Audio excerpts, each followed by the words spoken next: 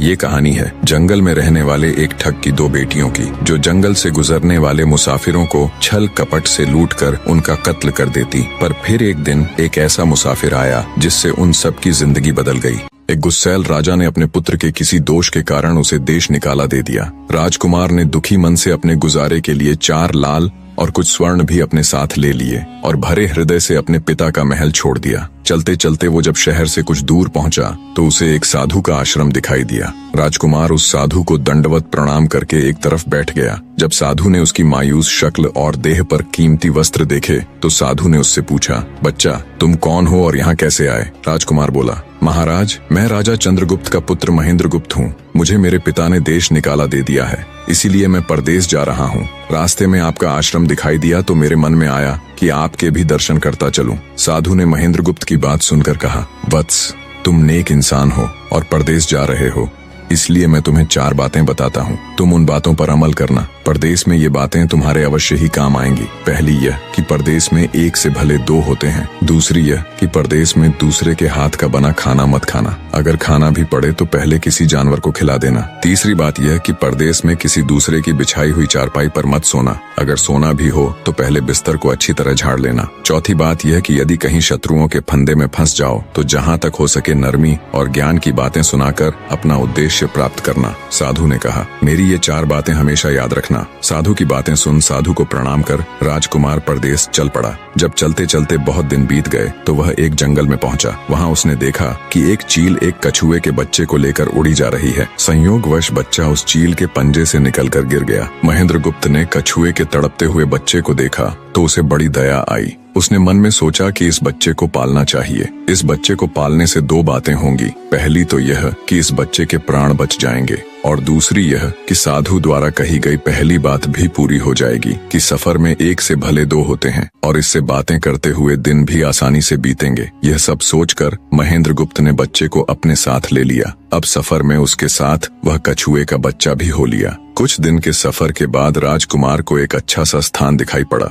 उस स्थान पर पहुंचकर उसने कुछ खाया पिया और फिर कछुए के बच्चे से बोला, तुम यहाँ बैठे रहना, मैं जरा थोड़ी देर सो लूं। यह कहकर महेंद्रगुप्त एक पेड़ के नीचे सो गया। उसी पेड़ के ऊपर एक सांप और एक कौवा रहते थे। उन दोनों का यह दस्तूर था कि जब कोई मुसाफिर उस पेड़ के नीचे ठहरता तो सांप उसे डस लेता और कौवा उसकी आंखें निकाल लेता। नाग ने जब सोते हुए मुसाफिर को देखा तो पेड़ के नीचे उतरा और राजकुमार को डस लिया। सांप के डसते ही तुरंत राजकुमार के प्राण पखेरु उड़ गए। कुछ देर में जब कछुए की नजर महेंद्रगुप्त पर पड़ी तो वह उसे मरा देखकर बहुत घबराया और महेंद्रगुप्त के ऊपर बैठकर रोने लगा। तभी कौवा भी पेड़ से नीचे उतरा और ज्यों ही उसने महेंद्रगुप्त की आंखें निकालनी चाहिए त्यों ही कछुए ने झपटकर कौवे की गर्दन को मुंह से पकड़ लिया। कौवे ने बहुत जोर लगाया मगर कछुए ने उसे नहीं छोड़ा। तब कौवे ने सांप को पुकारा। कौवे की आवाज सुनकर सांप आ गया। उसने बड़े जोर से कछुए की पीठ पर डंक मारा परंतु कछुए ने अपना मुंह भीतर कर लिया। सांप ने कई बार कछुए की पीठ पर डंक मारा किंतु हर बार कछुआ अपना मुंह अंदर कर लेता। जब सांप का कछुए पर बस नहीं चला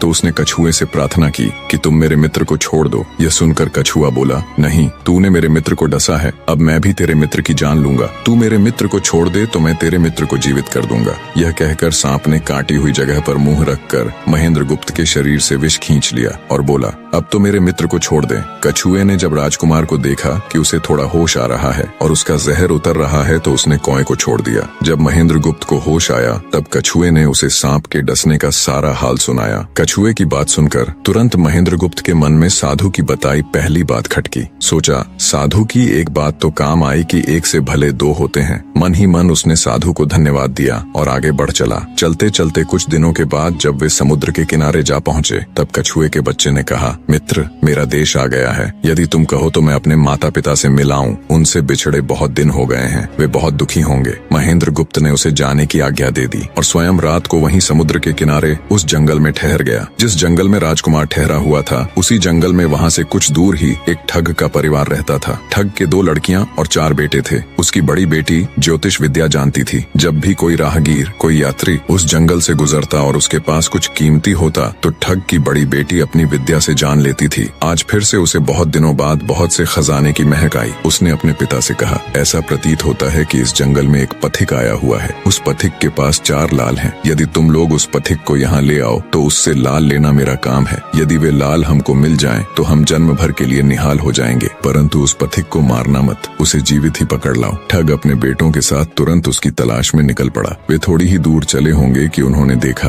एक आदमी एक पेड़ के नीचे सो रहा है। उसे देखकर उन्होंने सोचा कि यह वही पथिक हो सकता है जिसके पास लाल हैं। वे उसे पकड़कर ले गए और अपनी बड़ी बेटी के हवाले करके बोले, इससे लाल निकलवाना अब तेरा काम है। ठग की बड़ी बेटी ने पूरे आश्वासन के साथ कहा, तुम लोग चिंता मत करो, मैं इससे लाल निकलवा लूंगी। ठग की छोटी बेटी ने जब महेंद्रगुप्त को देखा तो वह दिलोजान से उस पर मोहित हो गई। पहली ही नजर में वो अपना दिल उस नौजवान राजकुमार को दे बैठी। भाइयों के डर से कुछ कह तो न सकी, लेकिन मन ही मन उसको बचाने की युक्ति सोचने लगी। कुछ देर बाद ठग की बड़ी बेटी ने खाना बनाया और उसमें जहर मिला दिया। वही खाना उसने महेंद्रगुप्त को परोस दिया। जब थाली महेंद्रगुप्त के सामने आई तो उसने खाने के लिए निवाला तोड़ जैसे ही उसे खाने को हुआ, तभी उसे साधु की कही गई दूसरी बात याद आई। उसने थाली में से थोड़ा सा भोजन निकालकर कुत्ते के सामने डाल दिया। जैसे ही उस खाने को कुत्ते ने खाया वो तुरंत मर गया। यह देखकर महेंद्रगुप्त ने भोजन नहीं किया। उसने अपने मन में सोचा कि साधु की दूसरी बात भी काम आई। अपनी इस चाल को असफल होते देखकर ठग की बड़ी बेटी को गुस्सा तो बहुत आया, पर वो अपने गुस्से को अंदर ही अंदर पी गई। उसने महेंद्रगुप्त के सोने के लिए पलंग तैयार करवाया और उससे कहा, जाओ पथिक, ऊपर के कमरे में तुम्हारे लिए पलंग तैयार करवा दिया है, अब तुम आराम करो। कई दिनों की सफर की यात्रा के कारण थका हुआ राजकुमार जब ऊपर आया तो उसे बढ़िया धुली हुई चादर पलंग पर बिछी हुई दिखाई दी। सोचा जो हुआ सो हुआ, कई दिनों के बाद चैन की नींद तो सोने को मिलेगी। वो जैसी ही पलंग पर बैठने को हुआ तो उसे साधु की तीसरी बात याद आई कि परदेश में हमेशा बिस्तर को झाड़कर सोना। जैसे ही उसने बिस्तर को झाड़ा तो उसके होश उड़ गए। वो बिस्तर एक कच्चे सूत से तैयार किया गया था जिसके नीचे आग का कुआं था। महेंद्रगुप्त ने देखा कुएं के अंदर बड़े बड़े आग के अंगार धधक रहे हैं। सोचा साधु की तीसरी बात भी काम आई। उसने एक बार फिर मन ही मन साधु का धन्यवाद किया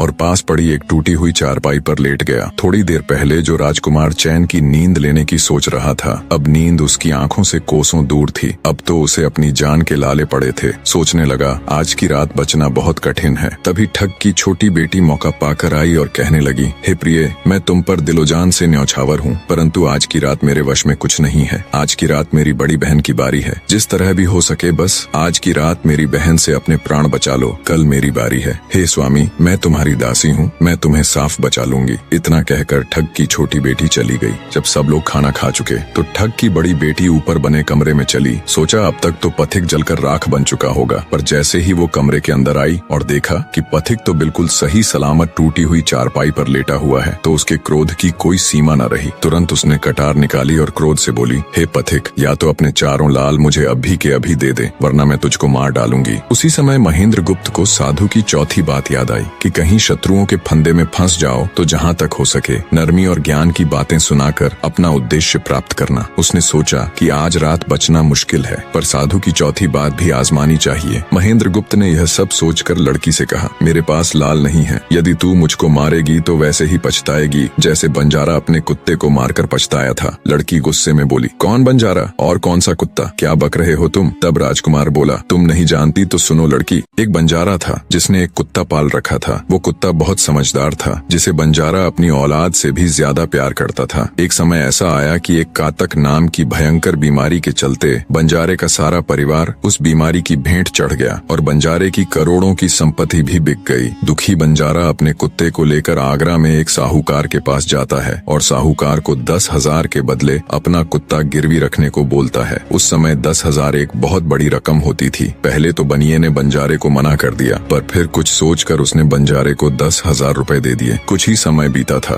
कि एक रात सेठ के घर डाकू घुस गए। बंजारे का कुत्ता सब हरकत देख रहा था। सोचा भौंकूंगा तो परिवार के सब लोग उठ जाएंगे और ये डाकू उनका भी कत्ल कर देंगे। वो चुपचाप बस उनको देखता रहा। जब डाकू सेठ के घर चोरी किए हुए धन को लेकर चल पड़े तो कुत्ता चुपचाप उनके पीछे पीछे हो लिया। सेठ के पास इतना धन था कि डाकू उसे निकाल तो लाए, पर अब उनसे वो लेकर चला भी नहीं जा रहा था। दिन भी निकलने के करीब हो चला था। डाकुओं ने सोच विचार कर उस धन को एक तालाब के अंदर छिपा दिया। सोचा बाद में आराम से निकाल ले जाएंगे। कुत्ता डाकुओं की सब करामात देख चुपचाप वापस घर चला गया। सुबह हुई तो सेठ के घर कोहराम मच गया। पता चला कि चोर सारा धन निकाल ले गए। सेठ का रो रो कर बुरा हाल था। आसपास के लोग उसे दिलासा दे रहे थे। सेठ ने रोते रोते कहा, मैंने सुना था बंजारे का कुत्ता बहुत समझदार है, पर ये नमक हराम तो एक बार भौंका तक नहीं। तभी बंजारे का कुत्ता उस सेठ की धोती पकड़कर खींचने लगा। कुत्ते की हरकत देख पास खड़े एक समझदार व्यक्ति ने सेठ से कहा, सेठ जी, ये कुत्ता कुछ कहना चाहता है, हमें इसकी सुननी चाहिए। और सभी लोग कुत्ते के पीछे पीछे हो लिए। सबको लेकर कुत्ता उसी तालाब के पास पहुंच गया जहां रात को डाकुओं ने सारा धन छिपाया था,